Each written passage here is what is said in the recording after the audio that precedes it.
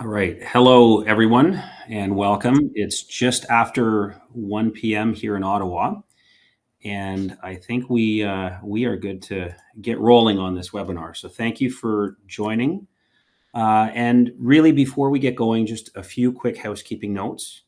If you have any questions during the session, please use the Q&A tab to submit them. For translation, click on the Interprefy tab. And for IT support, you can reach out to Erica Burgess by clicking the mail icon on the right. An on-demand link will be shared with you via email in the next few days. So before we truly start, I would like to begin by acknowledging the Indigenous peoples of all the lands we are on today. While we meet on a virtual platform, I would like to take a moment to recognize the importance of the lands we each call home. This acknowledgement reaffirms our commitment and responsibility to improving relationships between nations and deepening our understanding of local Indigenous peoples and their culture. As I mentioned, I'm joining this from Ottawa, Ontario, which is situated on the traditional and unceded territory of the Algonquin Anishinaabe people. So welcome to our webinar. It is, I think, a really timely topic for everyone. I think there's been lots of news clippings that we've all seen, we've all read. Interprovincial trade. What does it actually mean? What is it actually going to do? So I'm Mike Abbott. I am a partner at BDO. I sit within our advisory business, and I sit largely within work we do around regulatory. And what we're seeing right now with interprovincial trade and potential for change is regulatory change at a very different speed. So we have a great panel today. I will be joined momentarily on stage by three guests. So Jesus Ballesteros, partner, strategy, value creation, and analytics here at BDO. Also, he happens to lead our manufacturing industry group. Jitan De Silva, former Alberta Deputy Minister of International and Intergovernmental Relations. She's the founder and principal of GD Strategic. And finally, Paul Lalonde, a partner with Dentons. He leads their regulatory business. So you're all on stage here, interprovincial trade, not much happening in the news on this. Welcome. Maybe what I'll do, though, before we truly get into the questions and sort of set the stage of what actually is interprovincial trade and what we can get from that, I'll just get each of you, and I'll start with Jitan, you to introduce yourself, maybe talk a little bit about yourself in just a real quick time, and then we'll get into some of the questions. Well, thanks so much, Mike, and thanks for starting us off in a good way with the land acknowledgement. I'm joining you from sunny and smoky Calgary, where it is still morning. So as mentioned, my name is Jitan De Silva. I am a longtime diplomat. I served in Canada's Foreign Service and was posted to the United States 3 times. I also was, as mentioned, Deputy Minister for the Province of Alberta of International and Intergovernmental Relations, where I worked on both the Agreement on Internal Trade and the subsequent Canada Free Trade Agreement. And then I was posted back to Washington as Alberta's Senior Representative to the United States under the first Trump administration, where I worked on the new NAFTA or CUSMA or USMCA. And then I moved back to Canada, where most recently I was CEO of Canada's energy regulator, which is the National Energy Regulator of pipelines and power lines from coast to coast to coast, and of course into the United States as well. Thanks for inviting me to join you today. Well, thank you. And I have to say, when I hear that, I've read all that, but when you actually hear it, it's very impressive. And so thank you for joining us today. Jesus, maybe I'll turn it over to you. Thank you, Mike, and welcome everyone. Thank you for joining us today. As Mike mentioned, I am Jesus Ballesteros. I'm a partner in our strategy and value creation team here at BDO. And essentially what we do in our team is that we help clients preserve and create value by growing their top line, bottom line, or both. I've been in business advisory for over 15 years. I also spent some time in industry, and I've worked in Mexico, the US, Canada, and Chile. I also, as Mike mentioned, serve as a co-leader for our manufacturing and distribution industry nationally, where we coordinate the efforts of all of our different areas of expertise to bring the latest and greatest offerings to our clients. Certainly a very timely topic today, discussing interprovincial barriers, and one that is, of course, very relevant for the manufacturing industry. So look forward to the conversation. Awesome. Thank you for that, Jesus. Paul, last and certainly not least. You are on mute, so we had to have somebody do it, and thank you for being the person. It had to be me, didn't it? Well, hello, everyone. Paul Lalone joining you from Toronto. I'm a partner with Dentons Canada LLP, and I'm the head of the National Regulatory Practice Group for the firm. My areas of focus are international trade, government contracts, and white-collar crime, and I'm the head of the international trade practice for the firm. Very happy to be here. Thanks to BDO for the invitations. Thanks to you, Mike, for getting me in on this august panel. A very impressive crew to be included in, so thanks very much for that. And look forward to the discussion. And kudos to BDO for its tariff readiness series and for the team you guys have put together. It's been very helpful to Canadian businesses. So my acknowledgement of everything you've done on this front since the Trump administration has been in place. Let's put it that way. Well, thank you for that. And I will say, I've been in the business of professional services for 30 years, and it's been a time that I've never seen before, certainly over the past 4 or 5 months, of the changes, but not just the changes. I just think the inability for some organizations to make decisions, and understandably so, because of all of the churn and the change and things that could change tomorrow. But one of the things that we're going to try to do here today is hopefully give some practical guidance and practical advice. I don't think we're going to have the ability to answer every question. I don't think you're going to walk away in the next 60 minutes and say, I got all interprovincial trade figured out. We're going to make this more or less an industry agnostic discussion, even though we have Jesus. I personally spend most of my time public sector, also have done a little bit in oil and gas, and a little bit in the financial services. So I can speak some other industries. There are clearly some industries that are more impacted by interprovincial trade. You think of retail, you certainly think of manufacturing, you think of agriculture, anything where people move. And we'll do our best to add pieces to this as we go in the next hour. But maybe, Jitan, maybe I'll turn it to you. Could you just maybe set the stage for us of really what are these interprovincial trade barriers at the highest level, and then we can start picking at them from there. Great. Thanks, Mike. So just to remind people, I mean, this has been in the news a lot. Internal trade represents about 20% of Canada's GDP. That's why we're seeing so much attention finally placed on it now, given that we're having a bit of an existential crisis in our trading relationship with the United States. So this is an opportunity for Canada to work better together and to grow our economy domestically. There's lots of studies out there, including one by Dr. Trevor Tombe here at the University of Calgary, that estimates if we can get rid of all these barriers, we can grow our economy by about 7.8%, or add about $200 billion to our GDP. Of course, very big numbers, and none of that is going to happen overnight, but still useful that we're working towards getting rid of these barriers and doing what we can. And the greatest potential upside, of course, for the maritime provinces, where internal trade represents the highest proportion of any region in Canada. So what are these barriers and why are they so persistent? There's two main types. The first is differences in standards and regulations. So many of these are established at the provincial level, and I can use trucking as an example, as this is included in the current discussions. And of course, we found out during COVID that trucks are really what drive our economy in Canada. So what happens is different provinces establish different safety standards. So you have different rules around driver training, length of loads, which pieces of equipment can be operated when. And the challenge is when each province does it independently, it causes problems when you want to move across borders. So we have examples of heavy equipment that can only be operated in British Columbia at night and only during the day in Alberta. So how do you actually cross that border?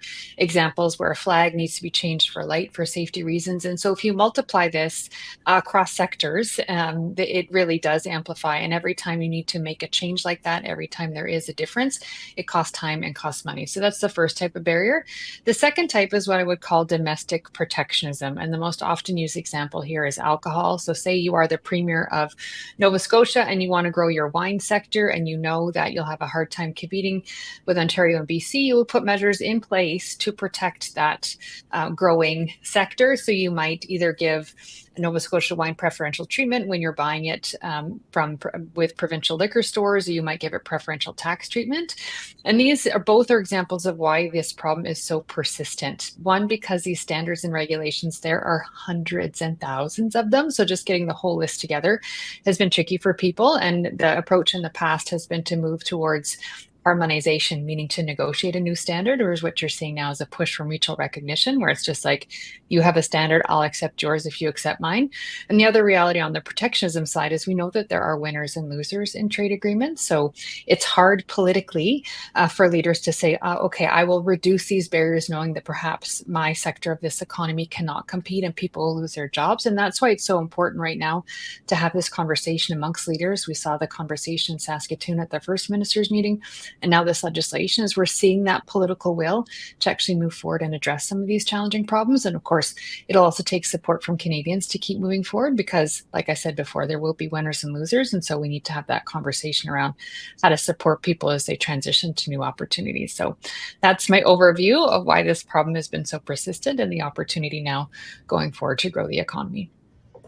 Thank you for that. And I think when anyone hears the word thousands, one has to remember that it's been since 1867 we've had the chance to build these agreements. So there's a lot to unwind and a lot in the detail. You talked about the harmonization and some of the standards that exist. I sit in Ottawa. There's, you can go across the river and buy beer. There are signs that remind you that say, hey, there's actually you're not allowed to bring it back across the Ontario border. But of course, people do. I know there's some more commercial and practicality applications of that. So thank you. That's a great overview. Paul, I want to ask you a question about, some of the legislative components that are behind this. And one of the bills that's floating around that probably has a relationship to this is the Ontario Bill C5. Can you just talk about perhaps that, but also what are some of the most significant changes that you think will come through the interprovincial trade barriers? I know there's a bunch of things in that question, so I'll sort of let you sort Sure. And I assume you mean the federal Bill C5. Sorry, thank you. It was tabled last. Sorry, I was thinking of I had a reference to the Ontario one, but yeah, I'm thinking of the federal one. Thank you. Sure. So as Jitin noted, there is, it seems, a strong political consensus that's emerged around reducing barriers and easing the flow of trade in services and goods, easing labor mobility across Canada, and tapping into that energy, that political consensus. Minister LeBlanc last Friday, June 6th, introduced new legislation that represents one of the steps that the Carney government is taking. I guess the first big legislative step that the new Carney government is taking to, as the government puts it, build a stronger, more competitive, and more resilient Canadian economy. We'll see whether that objective is actually attained, but that is how they've stated the purpose. So what is this new legislation and what does it do? So the new bill's titled the One Canadian Economy Act, and it's tabled as Bill C5 in the House of Commons as a government bill by Minister LeBlanc. And it has two main parts. In fact, it's two laws in one omnibus piece of legislation. And the first part is called the Free Trade and Mobility in Canada Act.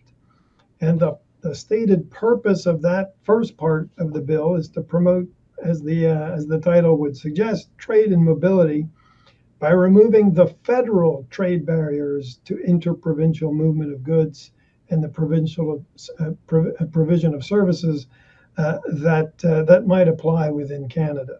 So we've talked about provincial barriers. There's also federal regulations that can impact the freer movement of goods and services across the country and labor mobility across the country. So what does that piece of the legislation do?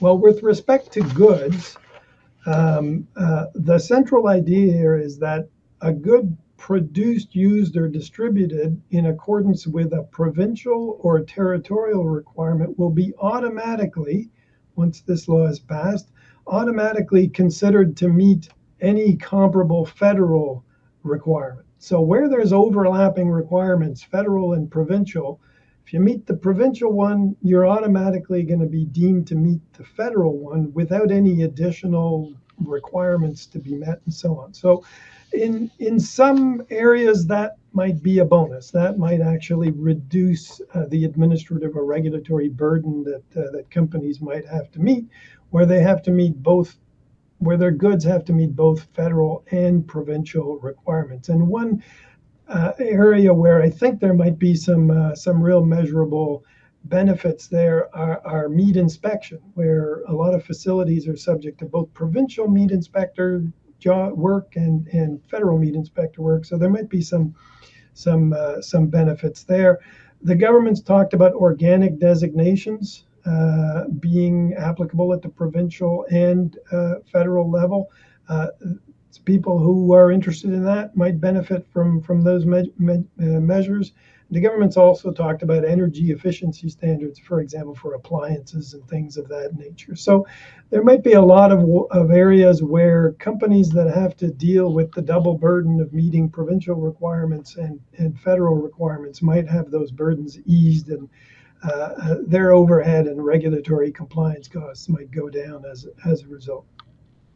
So that's goods. On services, it's a similar concept. The idea is that a service provided in accordance with provincial or territorial requirements will be considered automatically to meet any comparable federal requirements that might apply to that service. So that's goods and services. On labor mobility, what the Act does is that it prescribes that federal authorities will automatically recognize an authorization to practice an occupation that's issued by a provincial or territorial regulatory body. So if there's a comparable additional federal authorization that's required in order to work on a federal project, for example, or on an international or interprovincial work, the federal regulatory body will automatically recognize the credentials that are issued at the provincial level. So that might help as well. And one example there that where there might be obvious benefits is nursing. Nursing is a provincially regulated profession, but the federal government can also impose certain licensing requirements on nurses that work in federal institutions. So we might see that disappear, and it might be easier for nurses to move around the country and work in federal institutions and provincial institutions across the country. So that's the first big part of C5, the labor mobility, goods and services stuff, and then the other part, which is probably getting more media attention, is what they call the One Canadian Economy Act. Is what they call the Building Canada Act. That's that part of the One Canadian Economy Act. And the stated purpose there is to enhance Canada's ability to approve and move forward with major projects. As the Prime Minister said, we seem to not be very good anymore at building big things, at least not quickly. And the government is focused on moving on that. So how does the Act do that? Well, it allows for the designation of certain major projects to be in the national interest.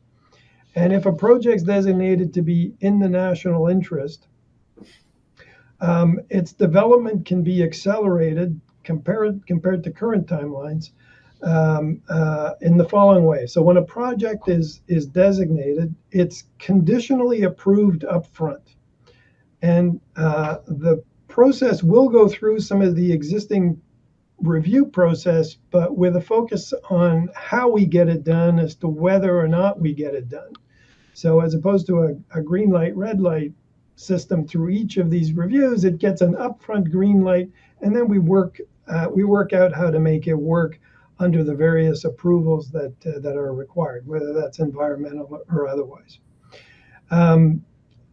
The idea is there'll be a federal national projects office set up, and that office will take charge of the project and work on a one project, one review concept to get it through all the necessary approvals, whether it be at the provincial, federal, or other levels. And they claim that they're going to be able to reduce the approval regulatory processes required to do major infrastructure projects from 5 years to 2.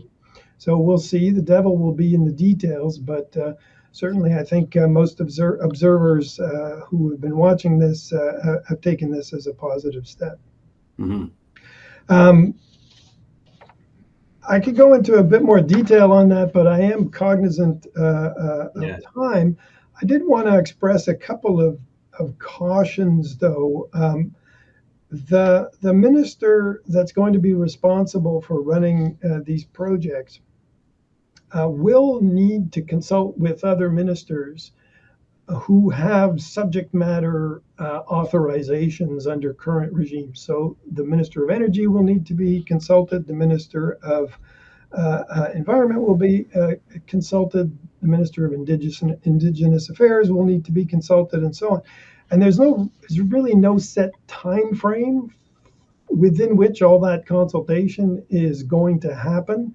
So it's a little bit open-ended as to how much time that's going to take, but presumably that's where they're talking about saving 2 to 3 years in the overall process. But there isn't a lot of detail, and there aren't set timelines set in the legislation about that. The other caution is that one of the main risks and delays that have afflicted major Canadian projects is litigation.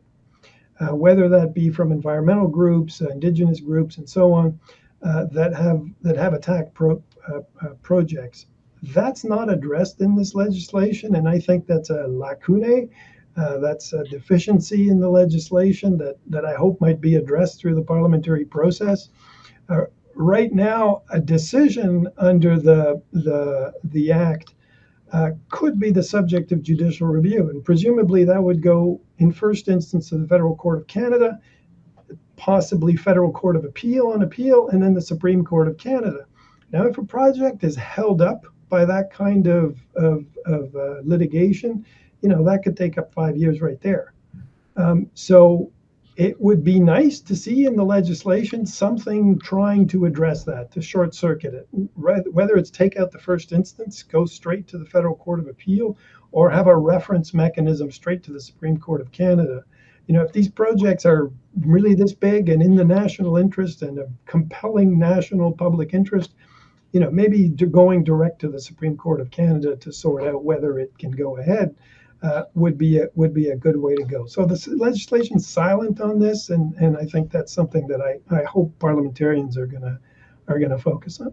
So I hope that gives you a bit of a snapshot of what the legislation does, and I'll pass it on. I think between what the first piece around, we've got thousands of these different pieces to it, through to the level of complexity, Paul, that I think you've outlined of some of the challenges that I think will be there. I would like to come back to that to this point, probably in a couple of questions. Jesus, I wanted to get your take on this. You've got a chance to hear, the setup of this. Yeah. Practically speaking, right, for whether you're an enterprise level organization down through a small, medium business or owner managed enterprise, talk to me from your vantage point of where you see the biggest opportunities coming in the Canadian marketplace. For sure, Mike. So, as Paul eloquently has described, there's lots of details that need to be still sorted out, right? But I think this is overall good news for the Canadian economy. I'm stating the obvious. By removing barriers, one of the things that companies can expect to see is cost savings. That is one of the biggest opportunities here, is as you bring down those barriers, at least between the federal level and provinces, you are removing essentially red tape, requirements, delays, and all that is money. As to the extent that these things do take place and happen, companies should see a benefit in their bottom line, in the sense that they don't need to spend as much money in working through all those regulatory requirements. So that's one of the greatest opportunities, is just being able to capture the cost savings of that. Now, the other big opportunity, of course, is just opening up new markets. It's just growing the top line. For companies in many sectors, it has not been possible, or it has been burdensome to do business in a different province because of these regulatory requirements and because of these different barriers. So by removing some of these, and granted, some of these will require cooperation between the provinces, but as these barriers start to come down, it will make it possible for companies to start operating and selling into other provinces. Now, that of course requires understanding the market, doing the proper analysis, looking at the opportunities, but certainly there are many, many sectors in which this will become an opportunity. And instead of or as barriers are being erected down south, this just gives another outlet for Canadian companies that are looking for different markets. And especially as Canadians have definitely woken up to the fact of buying Canadian strongly, I guess this certainly, it is an opportunity that many businesses will be able to take up. So on the cost side, certainly cost savings we should expect there. And obviously on the growth side, new markets available for many sectors across the country. And then finally, I should also mention that the investment in infrastructure is an important part of this too. So it's not just about the trade and labor mobility, but also the investment in infrastructure. Because to the extent that Canada invests in its infrastructure to make the flow of goods easier across our country, then that's also going to reduce costs and it's going to make it easier for companies to sell in other provinces and markets. So that is exciting. And then, of course, if it is possible to bring down the approval of large national interest projects from 5 years to 2 years, as long as they don't get caught up in all the legislation or litigation, as Paul mentioned, then this is essentially pulling forward a lot of investment.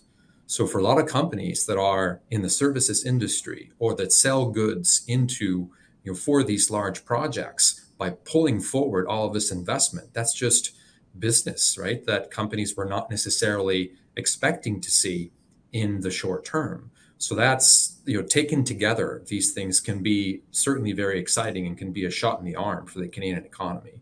Again, yes, devil's in the details, but to summarize, I think we can see cost savings, and it will vary. It will vary across sectors and industries, but we should see some generalized cost savings as barriers come down. We should see opportunities for growth, for companies to sell their goods in other provinces.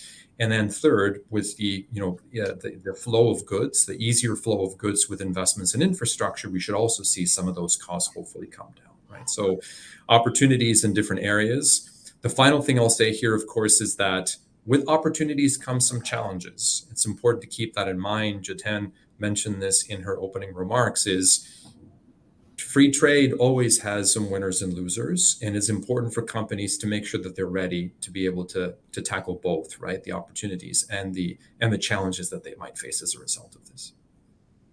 So thanks for that, Jesus. I'll come back on some of those opportunities probably near the end when we open it up for a few other Q&A.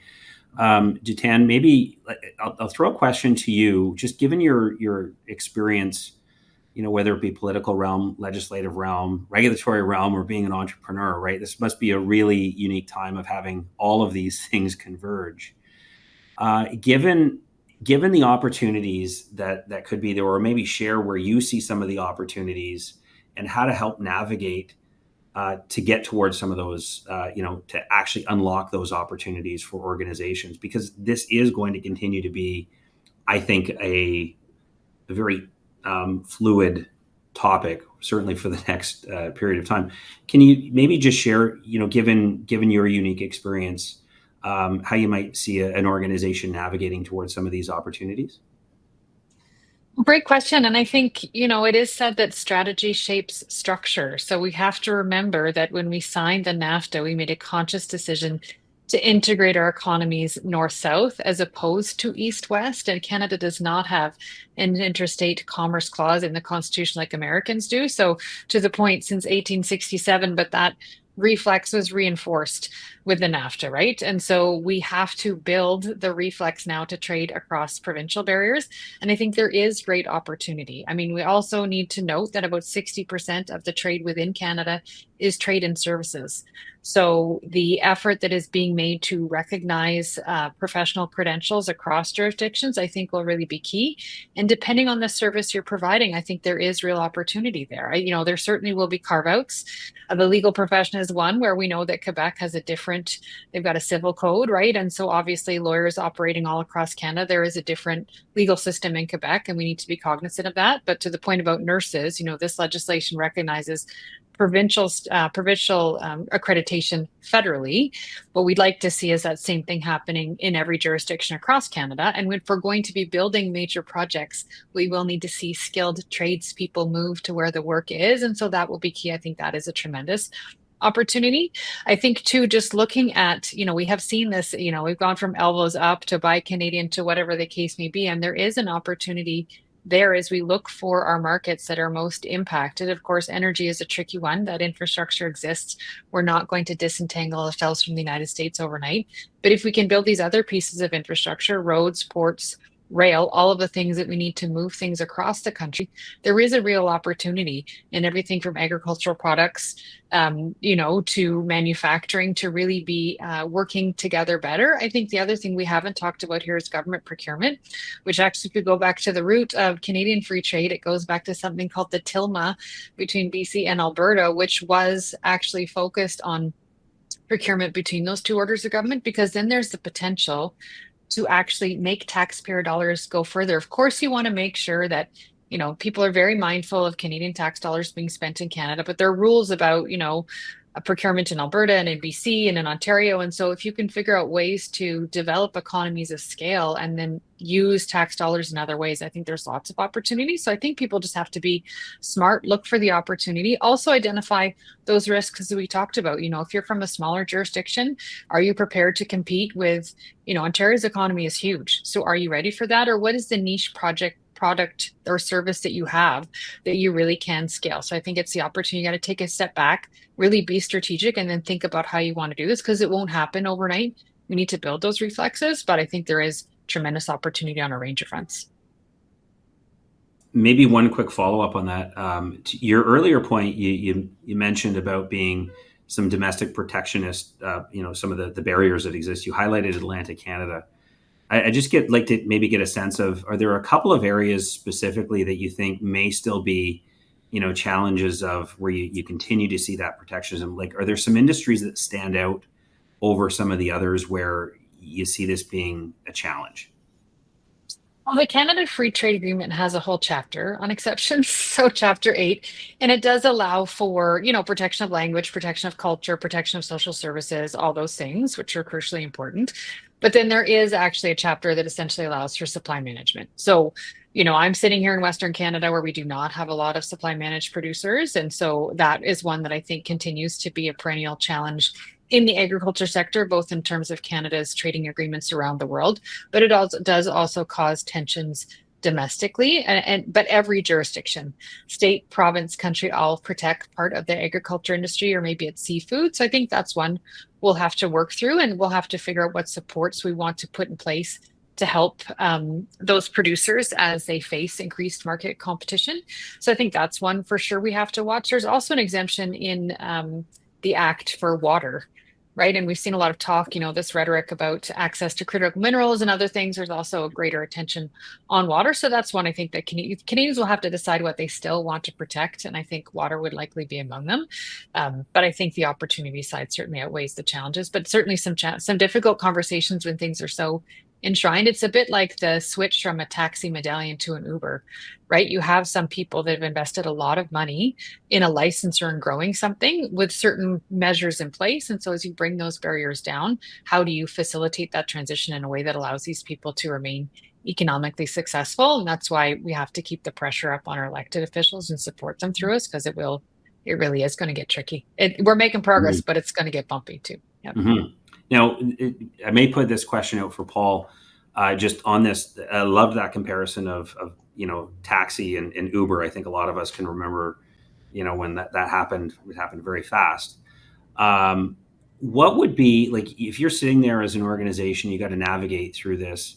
One of my observations in the marketplace has been organizations, with the trade talk with the U.S. didn't know what to do, right? A lot of decisions, a lot of capital being held back, a lot of investment decisions, not really sure what to do. But now with interprovincial trade, and this will continue, what would you recommend, Paul, companies do today to keep informed, to make sure they understand how it's going to impact them? Because clearly sitting on the sidelines and doing nothing and waiting for it to come to you doesn't to me feel like a winning strategy or a winning activity.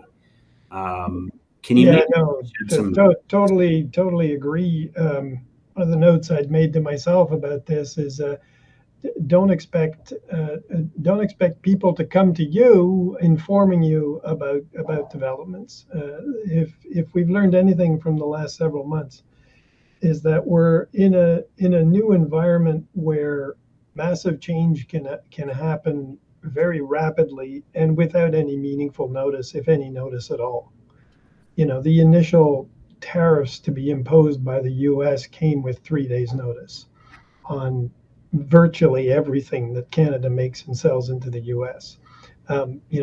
That's mind-blowing from the perspective of a trade lawyer used to the glacial pace of trade negotiations.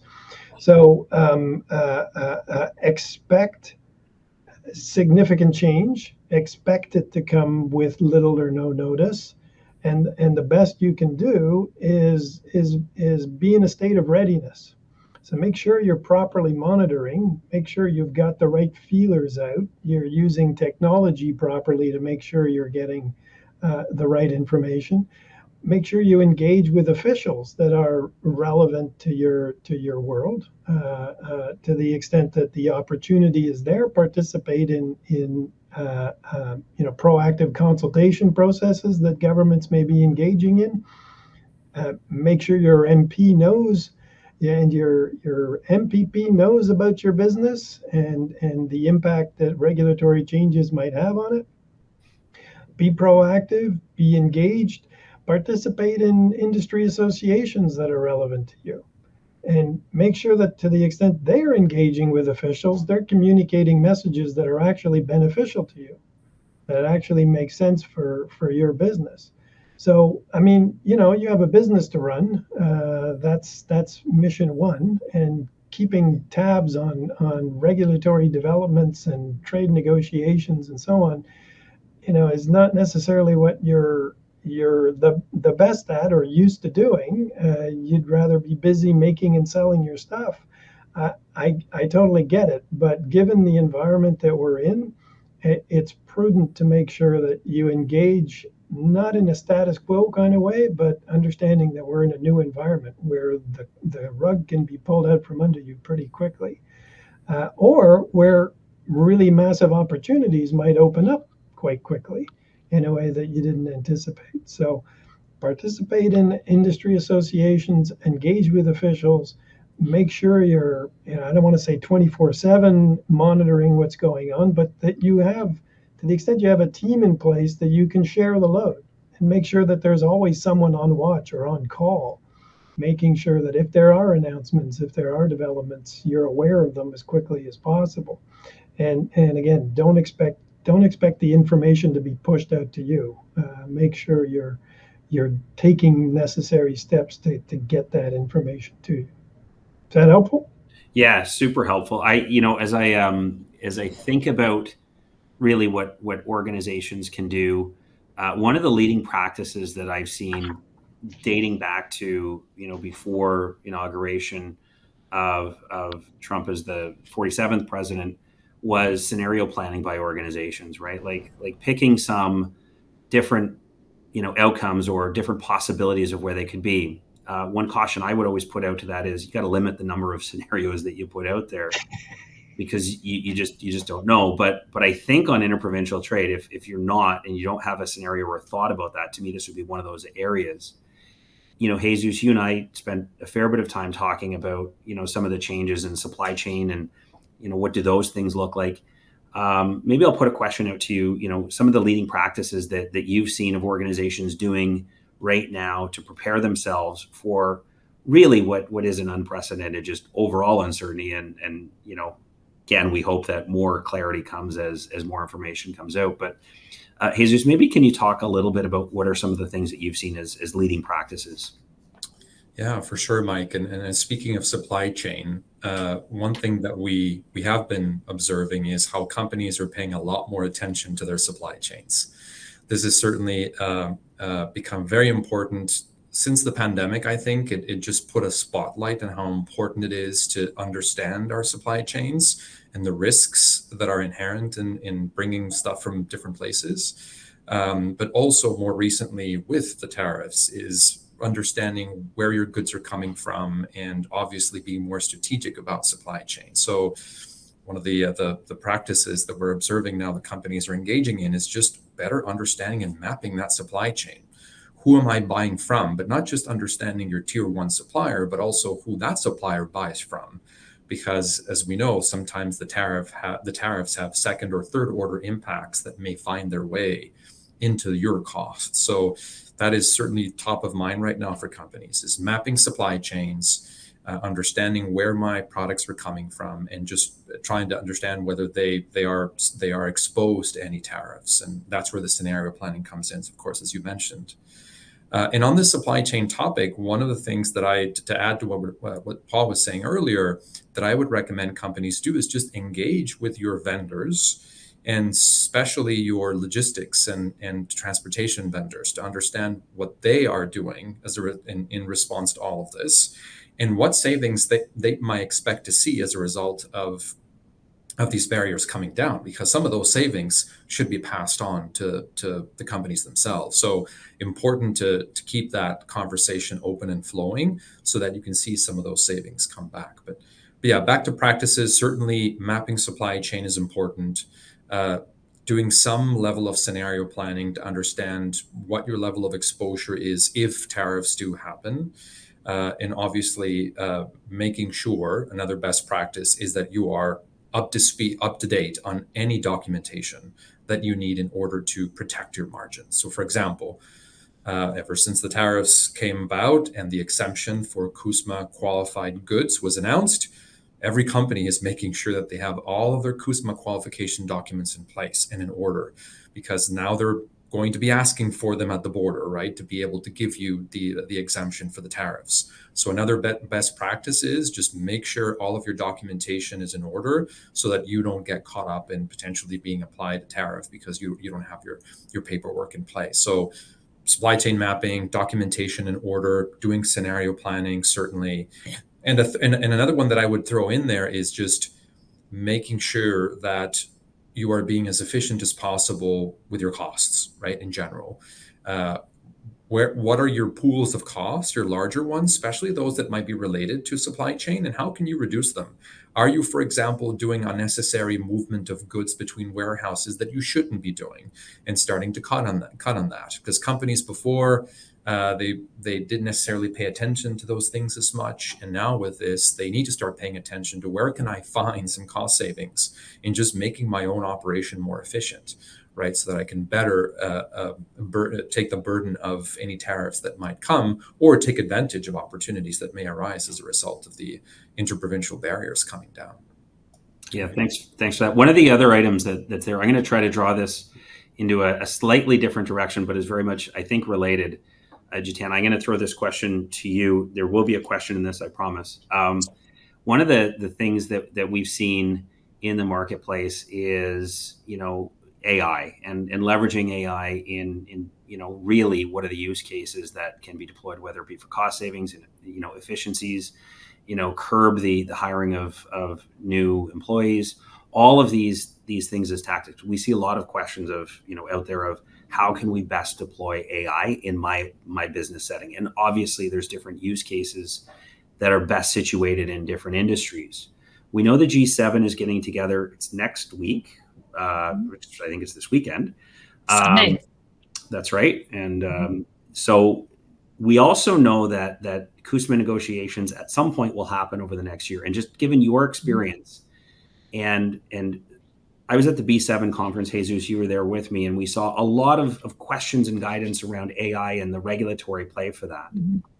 How much will adding new regulatory burdens on do you think on Canadian organizations will be part and parcel of the interprovincial trade discussions and the overall positioning of government? This is truly an opinion question, and I apologize for that, but I just, given your experience on both sides of the border, I'm curious to get maybe some direction, because there will be new things that people will perceive regulatory change as being less regulation, but it may not in every case.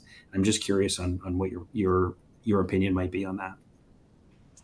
So many thoughts on AI and regulation. I mean, I would start by saying I think AI could actually be very useful in this conversation around interprovincial trade barriers. If you used a large language model and you fed in all the standards and regulations for each province and territory and said, show me where they overlap, and then we can just focus on the really sticky ones, I think you could make tremendous progress. So I would start with that. Second, I would say in the G7 context, we have to be aware that Americans view the race on AI as an existential threat. They need to beat China to build this tool, to fuel this tool, to deploy this tool. So as Canada approaches regulations around AI, we need to be cognizant we're being pulled into a geopolitical spat between the US and China, and we don't want to be caught unawares, as happens every time, we put tariffs on EVs and they slap canola and pork in Canada. So we just need to go into this with our eyes wide open, like on a digital services tax, like there could be blowback. So we need to be mindful. Third, I would say in defense of regulation. I was a regulator. I believe there is a role for it. And the fundamental role of regulation is to do two things. One, to keep people safe, and it should be to incent competition, right? To set fair rules of play so that companies can fairly compete and grow their businesses. And so if Canada takes an approach with those two fundamentals in mind, like we need to acknowledge the fact that the world dropped the ball on regulating social media. We know for a fact that social media is dangerous to children, and we have put no rules around it. I think we will look back and say that social media was the tobacco of our generation. We should have acted sooner. So we need to learn our lessons from that and be smart about the regulations we want to put in place around the ethical use of AI. I was listening to something just last night about post-secondaries and how can a professor know that a student actually wrote a paper or did their work, right? And so making sure there's a whole societal need here to make sure we're putting the right regulations in place. So we're in fact, if you keep with that post-secondary example, you're making sure that students graduating actually have the skills to the jobs that are needed in the workplace. So I think if we are smart about it, and if we take that approach, if we go back to fundamentals, we want to keep people safe and incent competition, set fair rules of play. I think if you develop and implement outcomes-based regulations, engage some experts, I think that regulation can actually facilitate interprovincial trade if it's done right. And I swore I knew I was going to have a question in there, but as you were going through your initial piece, I was like, wait, there's a really interesting piece around AI. Really links, in my opinion, to what organizations can do. One of the strategies that any organization can do is, if you don't have a plan for it, figure it out. How can it make you more competitive? It's one of the activities, so you're not just sitting by the sidelines. We just doing a time check. We got about 12 minutes left. I haven't seen any questions come through. So anyone, if you have questions, please put them through. But I'm going to go around the table and just sort of get everyone's view of, what's some practical, your top two things that you would be advising organizations of all shapes and sizes in all industries. What are the 1 to 2 things you'd be directing them to do over the next couple of months as the story continues to unfold and hopefully opportunity starts to present with some activity and action? Paul, maybe I'll start with you. Sure. Well, in addition to the things I talked about earlier about engaging and monitoring and so on, this is me about to get on a pulpit here and preach about something, but I would really like to see Canadian industry companies and industry associations press the federal government, if it's really going to get behind promoting internal trade, to develop something like the Trade Commissioner Service we have internationally to promote interprovincial trade. It can be just as daunting for a company in southwestern Ontario to sell into Michigan than into Alberta or BC or the Maritimes. And there's support. There's government-funded trade commissioner's support to sell into Michigan, there isn't to sell into Alberta or BC or the Maritimes for an Ontario company. So why not? If we are really going to meaningfully grow exports interprovincially, this is a role the federal government could absolutely play. It already plays it in promoting exports to other countries. Why not have the federal government pitch in with some money and some resources to support that kind of thing within Canada? So that's something that I think would be great to see industry get behind and press for. So that's on the sort of opportunities for government program enhancement and support of industry. The other thing that I would, I guess, caution companies or advise them to be mindful of as they explore greater opportunities within Canada is that the provinces are still there. And no matter how much we bring down the barriers, there's still going to be different laws, different court systems, different local customs and practices. Be mindful of that. And if you're not used to selling out of province and you're wetting your feet into it, think of it a little bit like selling to export. And think about things like, what are your terms of sale? When does title transfer? Who's carrying the risk of what? Who's dealing with provincial taxes? Who's dealing with provincial regulatory burdens that might apply to the goods in question? Think about all those things and make sure you've got good, you do some good old-fashioned lawyering with your good old-fashioned lawyer to make sure you've got those things sorted out in the same way that you'd think about it if you were selling, like I said, into Michigan or into Hong Kong or into Europe. You'd think about those things. Well, think about it if you're selling into New Brunswick from Manitoba. It's the same kind of idea. So there's great opportunities there, but do be mindful when you're selling into another jurisdiction to dot the T's and cross the I's, as we say. Mm-hmm. I think that's wonderful advice. I will come back on there's one in particular I'll come back, but Jitin, maybe I'll turn it to you, and then Jesus, I'll don't worry, I will not have forgotten about you. So the first thing I would say is we all really need to be paying attention. I fully understand the instinct right now or the desire to stick your head in the sand and be an ostrich because there's just way too much going on, right? The pace of change is overwhelming. I, for example, I'm not addicted to Twitter anymore. I wait and listen to podcasts on the weekend. I wait for things to settle because it's just too much, but you can't actually do that.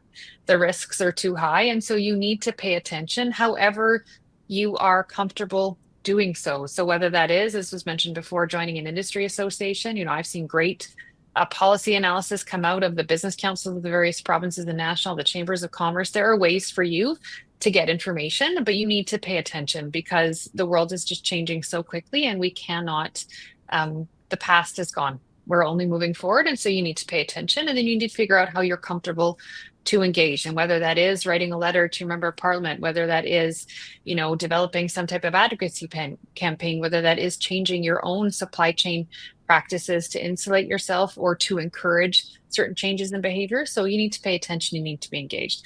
The second thing I would say is you need to take a look at your enterprise risk management.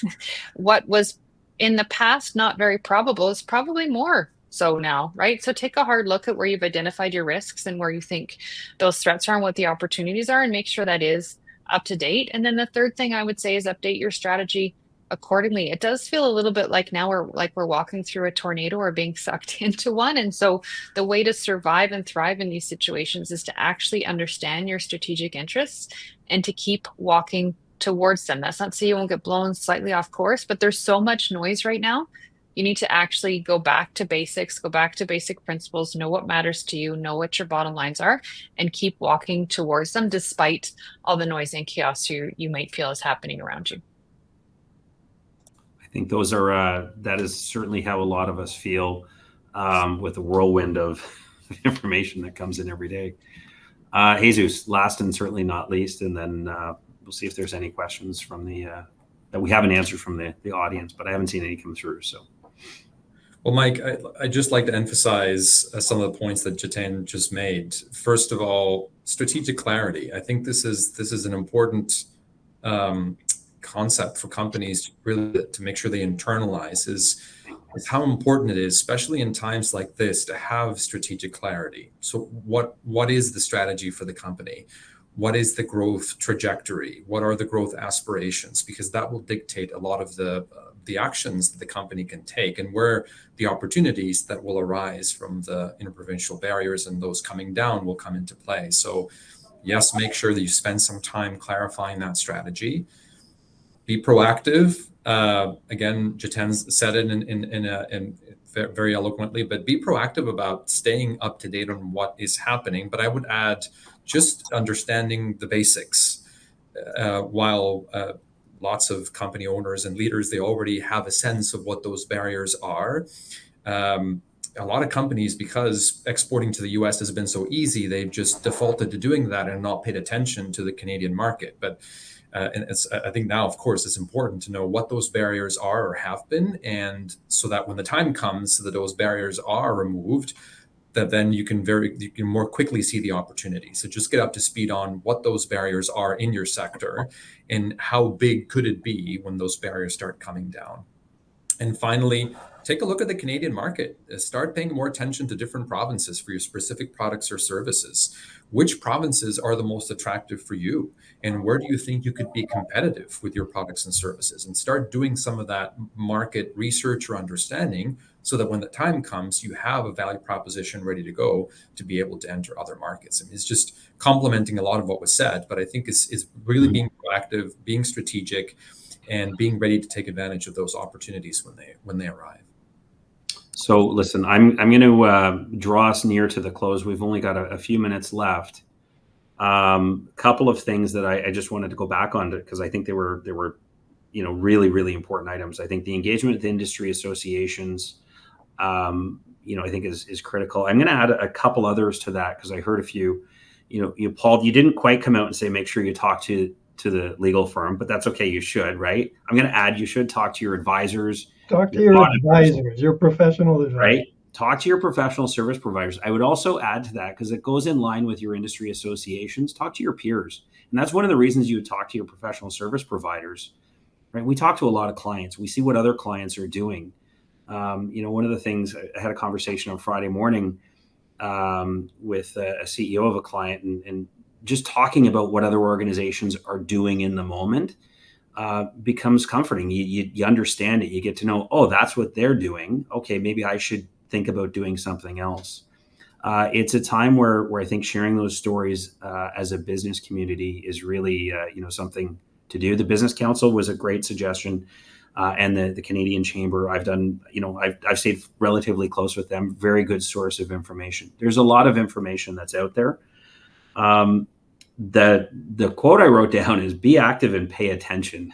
I think that's a great one. And then the opportunities are going to be out there. I would be remiss if I didn't talk about the enterprise risk management and the keeping up to date with that one. There's a lot of ways you can do that. You can do it through scenario planning. You can do it very formally, tie it back to your strategy, tie it back to what you think things might look like in a few years. My hope is that today we certainly didn't answer all the questions for what the barriers will look like. We didn't talk about what are strategies for trucking and logistics companies. How are they going to manage that? I think the agriculture one is super interesting. I think the alcohol one is super interesting of how is that really going to traverse? Are you going to see Ontario companies moving into Quebec? Because we didn't talk about, we talked about the civil law being different, but there's some other barriers that would exist in going to other provinces on labor laws, being one of them. There are still a lot of questions. Don't hesitate to reach out to the networks that are around you. That's really what this is intended to help you do. So you'll have access to this. You'll see contact information. You want to talk about any of these things, I'm sure all of us would be more than happy to chat. I know I could chat about this topic for quite a long time. So I really want to say thank you to the panel. Paul, thank you so much for joining us. Jiten, thank you so much for joining us. And Jesus, thank you so much. And with that, I didn't see any questions come in, but I guess that means we left none on the table. Okay, thank you.